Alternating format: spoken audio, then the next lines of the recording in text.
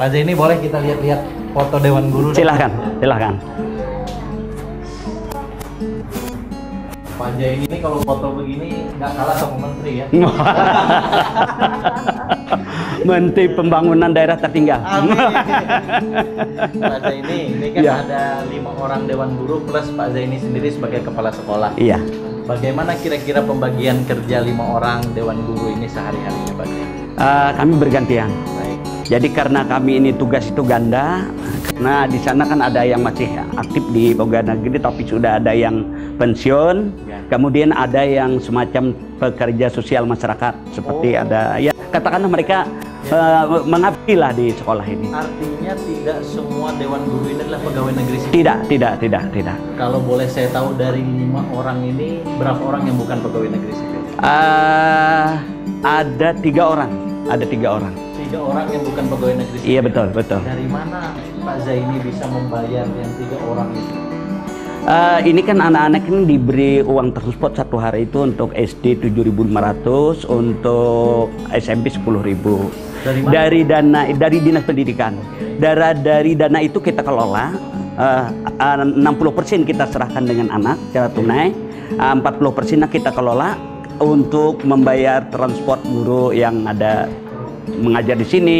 Kemudian ada kegiatan-kegiatan yang sifatnya ekstrakurikuler, misalnya kegiatan pramuka, rekreasi, kemudian ada kegiatan seni tari dan lain sebagainya.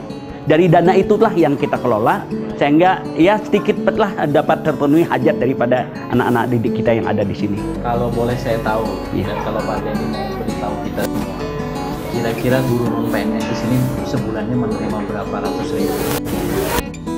Kita mendapatkan uang lelah di sini sebesar 300.000 satu bulan. 300.000 Satu bulan. Tapi dipotong lagi pajak. Masya Allah.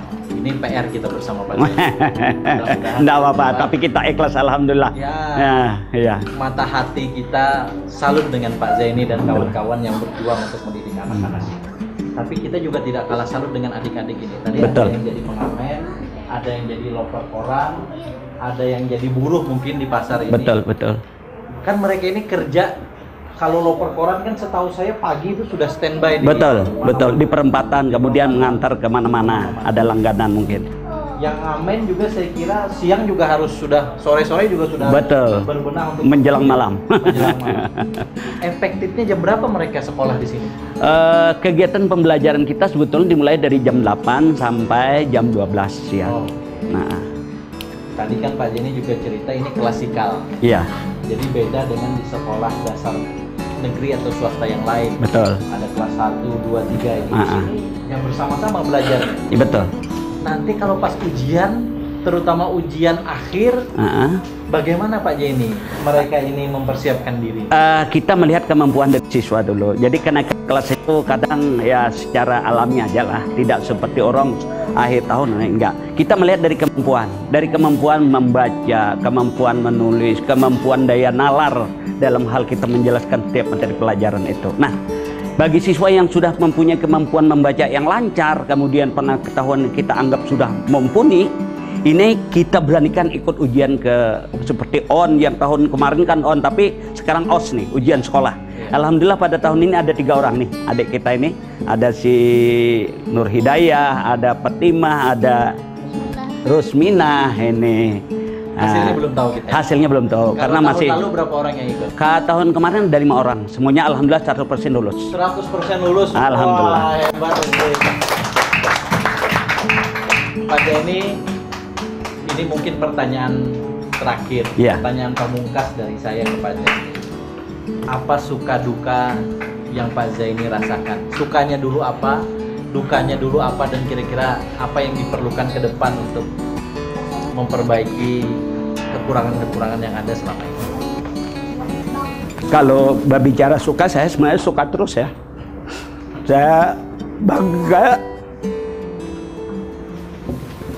dengan anak-anak yang selalu semangat tinggi begitu untuk belajar. Karena saya yakin mereka juga anak bangsa yang mempunyai hak sama anak bangsa yang lain. Maka saya senang. Sebaliknya kalau dia itu ceria, saya jadi sedih gitu. Kenapa? Hanya sedikit yang saya kasihkan mereka sudah bisa gembira gitu. Ini. Jadi yang membahagiakan, menggembirakan saya itu mereka dengan semangat yang tinggi turun ke sekolah ingin mendapatkan ilmu pengetahuan. Yang pada intinya mereka ingin merubah nasib kehidupan mereka.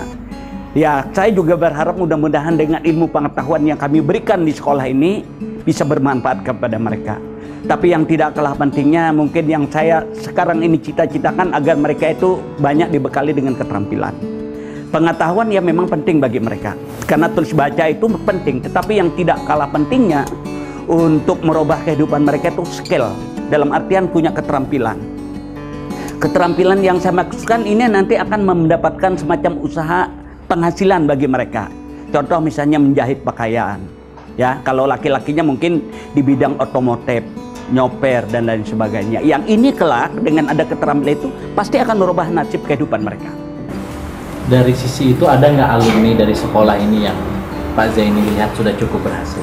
Alhamdulillah, karena anak-anak kita ini tersebar. Karena saya mengajar di sini sejak tanggal 18 Juli 1989. Dibukanya sekolah ini pada tanggal bulan Juli juga 1988. Jadi setahun setelah berdiri ini saya baru masuk.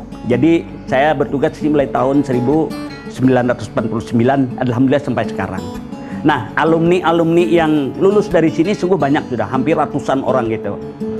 Ada di antara siswa kita yang sudah sekarang ini bekerja nyoper, yang kemarin kebetulan kita latih mereka itu nyoper. Dan yang membanggakan saya itu mereka bisa membawa mobil yang besar itu, truk ya, jurusan dari Balikpapan ke Banjarmasin. Tapi sayang tidak bisa kita ini karena dia kan seminggu sekali kadang bisa datang.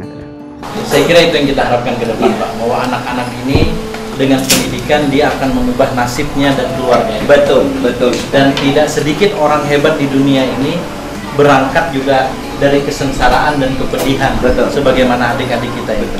Yang tidak boleh, saya kira untuk kita tidak pelihara ke mereka adalah mimpi untuk menjadi orang besar di kemudian hari. Dan mimpi itu hanya bisa dikejar kalau berpendidikan yang baik. Betul. Kita beri tepuk tangan ke Pak Zaini.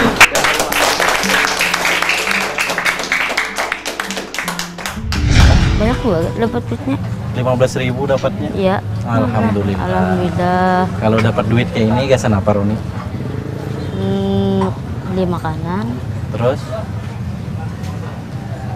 Dari 15.000 beli makanan. Beli alat tulis. Sudah, saja. Cukup lah gasan menabung dari mengamen ini. Cukup baik.